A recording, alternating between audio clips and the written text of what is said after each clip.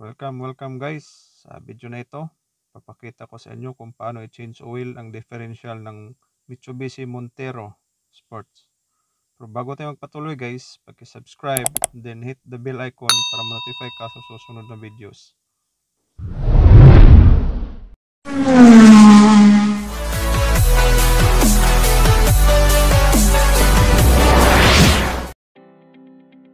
Alright, bago tayo magpatuloy, check muna natin yung manual niya kung ilang litro ang capacity ng differential niya at ano yung gagamiting oil. In this case guys, sa Montero is kailangan natin ng 2.1 liters at ang oil niya syempre Mitsubishi Genuine Gear Oil. Pero kung wala kayong ibang makukuha, pwede na yung ibang brand basta GL5 SAE 80. Pwede na. At ang tools na kailangan natin is 24mm socket threads para doon sa plug niya kung saan natin i-refill yung gear oil niya. Tapos kailangan din natin ng 10mm Allen wrench para doon sa drain plug niya kung saan natin i-drain yung oil. Tapos kailangan din natin ng turbo para pandugtong doon sa allen niya. Gagamitin natin para luwagan yung drain plug niya. And then 3 litrong gear oil pang refill natin. And then itong ginagamit ko guys pang refill dun sa oil niya is nag-improvise ako kasi napaka simple, hindi siya mahirap pag nagre-refill ako ng oil. Ito yung ginagamit ko, transmission, differential, transfer case, kasi hindi siya mahirap gamitin. Makikita nyo mamaya kung paano gagamitin.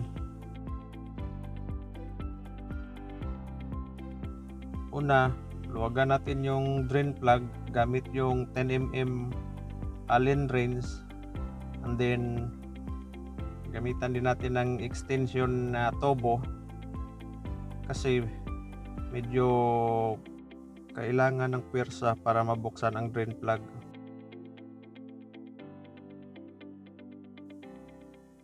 Ayun, bukas na. Then pagkatapos, wag nating buksan kaagad kasi may pressure siya. Iwasan natin na matapon yung oil. Ang susunod natin gawin is buksan natin yung plug kung saan i-refill yung oil niya gamit yung 24mm socket wrench. Yan. And then buksan natin, tanggalin natin yung plug niya, ikutin natin counterclockwise yung plug niya,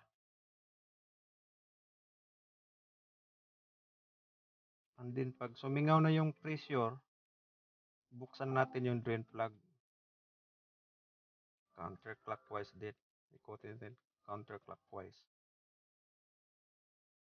and then yung plug dun sa kung saan natin i-refill yung oil, mamaya na natin yung tanggalin kasi pag tinatanggal natin kaagad, pag drain natin dito sa baba, masyadong malakas yung buhos ng oil niya. Kaya mas maganda unahin natin tong drain plug niya, and then saka pa yung doon sa plug kung saan nire-refill yung oil para hindi masyadong malakas yung buhos ng oil niya. Many minutes later. And then after ilang minuto, habang pinapatulo natin ng oil, is ilagay na natin yung improvised hose natin ready para pag-refill sa gear oil niya. Secure ng mabuti yung hose niya para hindi siya mabunot mamaya pag nilagyan natin ng oil.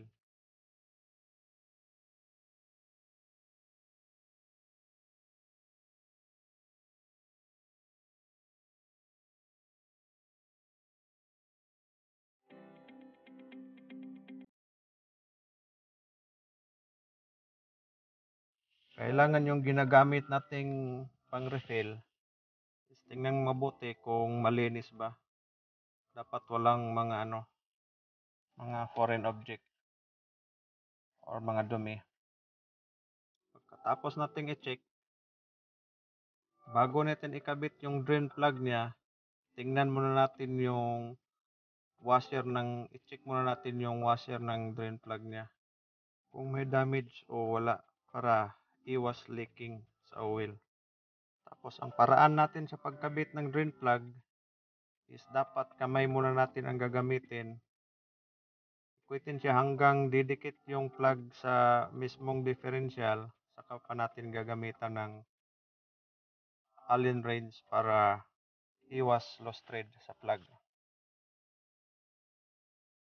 And then after natin higpitan yung drain plug niya, pwede na nating lagyan ng oil. Yan. Ang maganda nito guys, kasi doon ka na sa labas nagre-refill ng oil niya hanggang sa maubos yung oil. So hindi ka nahihirapan kasi andyan ka lang sa wala ka sa ilalim. Yan yung advantage niya guys. Kaya ganyan yung ginagamit ko. Transmission differential transfer case. Mag-aantay ka lang hanggat maubos yung oil niya.